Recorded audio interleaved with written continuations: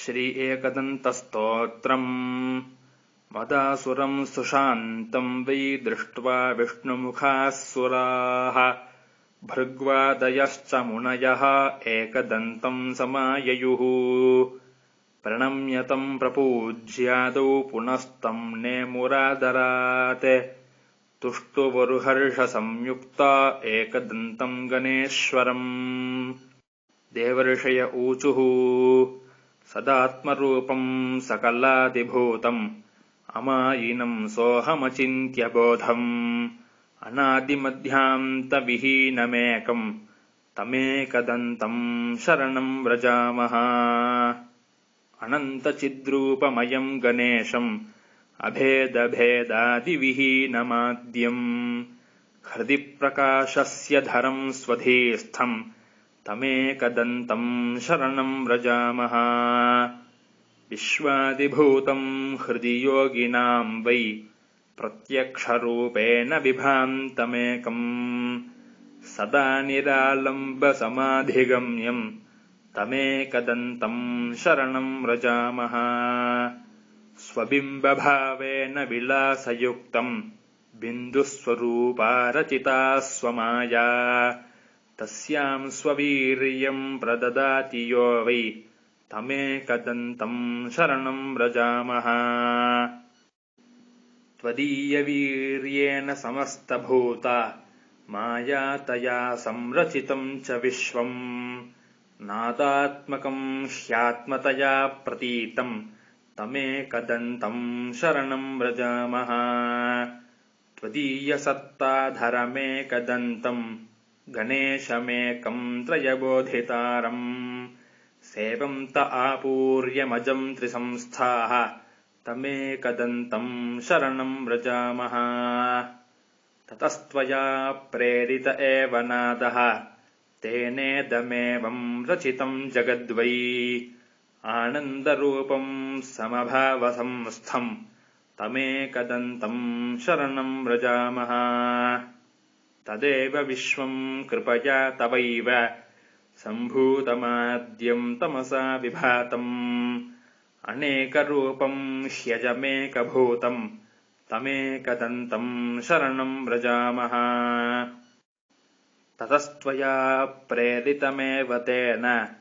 सृष्टम् सुसूक्ष्मम् जगदेकसंस्थम् सत्त्वात्मकम् श्वेतमनन्तमाद्यम् तमेकदन्तम् शरणम् व्रजामः तदेव स्वप्नम् तपसा गणेशम् संसिद्धिरूपम् विविधम् बभूव सदेकरूपम् कृपया तवापि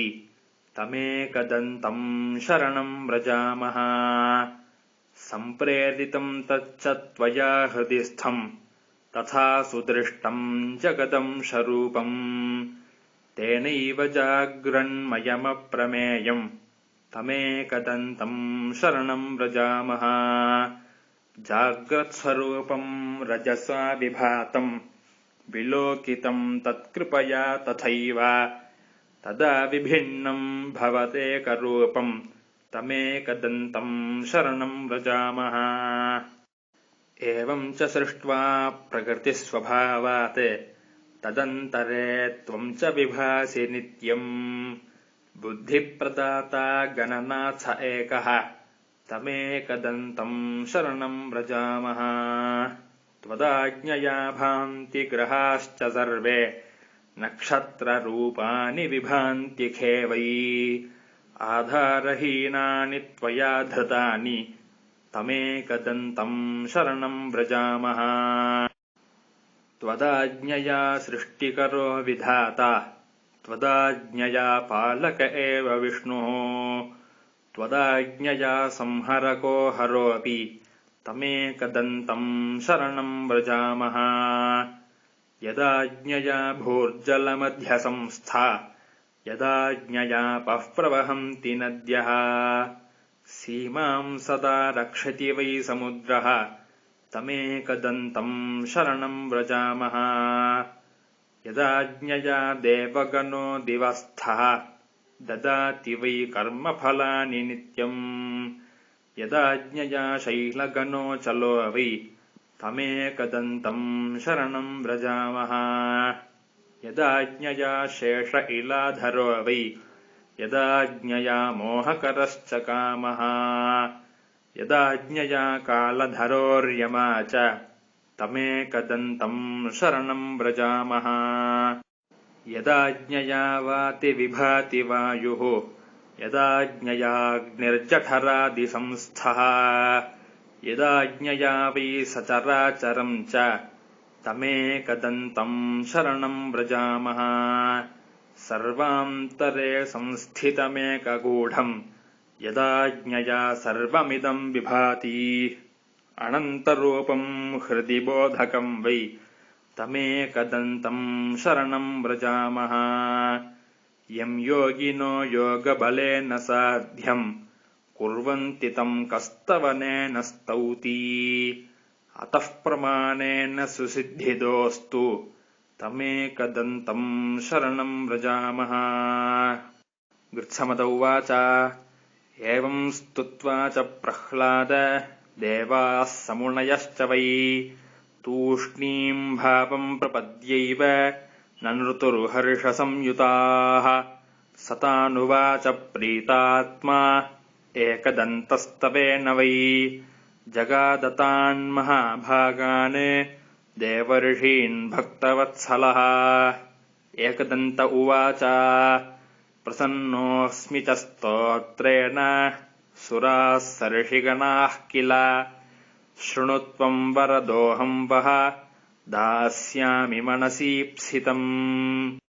भवत्कृतम् मदीयम् वै स्तोत्रम् प्रीतिप्रदम् मम भविष्यति न सन्देहः सर्वसिद्धिप्रदायकम् यम् यमिच्छति तम् तम् वै दास्यामि स्तोत्रपाठतः पुत्रपौत्रादिकम् सर्वम् लभते धनधान्यकम् गजाश्वादिकमत्यन्तम्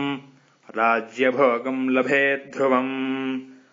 भुक्तिम् मुक्तिम् च योगम् वै लभते शान्तिदायकम् मारणोच्चाटनादीनि राज्यबन्धादिकम् च यत् पठताम् शृण्वताम् नृणाम् भवेच्च बन्धहीनता 21वारम् च श्लोकश्चैवैकविंशतिम् पठते नित्यमेवम् च दिनानि 21 न तस्य दुर्लभम् किञ्चित् त्रिषु लोकेषु वै भवेत् असाध्यम् साधयेन्मर्त्यः सर्वत्र विजयी भवेत् नित्यम् यः पठते स्तोत्रम् ब्रह्मभूतः स वै नरः तस्य दर्शनतः सर्वे देवाः पूता भवन्ति वै एवम् तस्य वचः श्रुत्वा प्रहृष्टा देवतर्षयः ऊचुः करपुटाः सर्वे भुक्तियुक्ता गजाननम् इति श्री एकदन्तस्तोत्रम् सम्पूर्णम्।